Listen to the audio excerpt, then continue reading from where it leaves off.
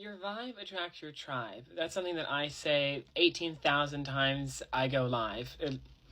That's an odd poem, isn't it? But I stand by it. Your frequency, the energy that you bring to any given circumstance, the way that you go about the world, your smile, your sense of humor, the way that you move, the way that you sound, the way that you sit and stand and act and exist, that essence, if it is done authentically, hell, even if it's inauthentic, that mask has some level of authenticity to it, I would argue. That is telling to other people. And they view it through the lens of their own lived experience and their history and their trauma and their spiritual beliefs and religion and philosophy and anything they have going on in their brain that causes them to process things differently. And sometimes the way that you exist in your vibe does not exactly align with other people in their vibe. Part of why I oftentimes argue to live authentically, because it sort of helps you narrow down the people that you want to be in your life anyway. But your vibe does attract your tribe in the same way that even using TikTok algorithms or social media tools and metrics based on what we watch, where we send our time, our energy and attention, what we comment on, what we like, how long we watch things, all of that is going to be utilized to give us more of the same and of similar, and also things that are slightly adjacent to that maybe we'll like and maybe we won't, and if we don't watch it, it'll take that into account. That algorithm is very similar to the universe and taking stock of where we're giving our time, where we're giving our energy, our effort, our money, and it is thus going to give us similar of that, more of the same.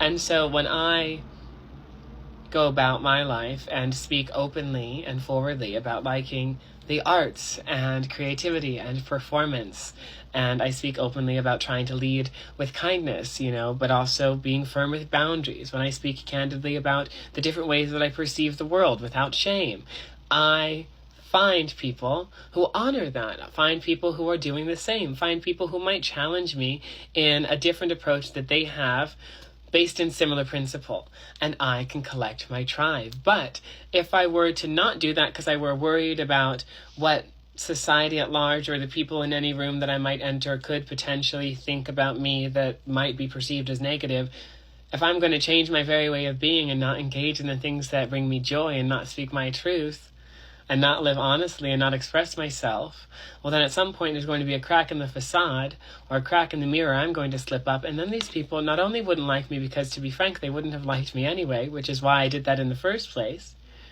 but now I'm a liar. Oh, I almost swore. Now I'm a liar, and they're not going to like me because I've been dishonest. I would rather lead with honesty. Not only is it easier, but that's the way that you'll find your people.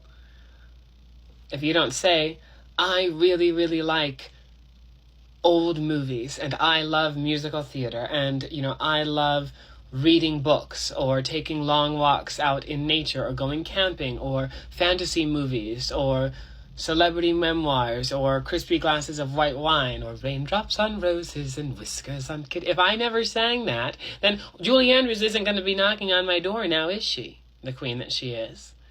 So be open and honest. Your vibe will attract your tribe. Don't waste time on the people that wouldn't have liked you anyway. Why do you care about what they have to say? You don't think that they even have good taste. Sending vibes, you all, per usual. If you have found me, as so many of you have, and I am oh so grateful, thanks for joining this little collection of cool peeps that we have over here. Got a lot of fun trinkets. If you haven't met me, my name is Charm. I'm pleased to meet you. If I'm showing up on your FYP, maybe, we're meant to be in the same tribe. Bye, y'all.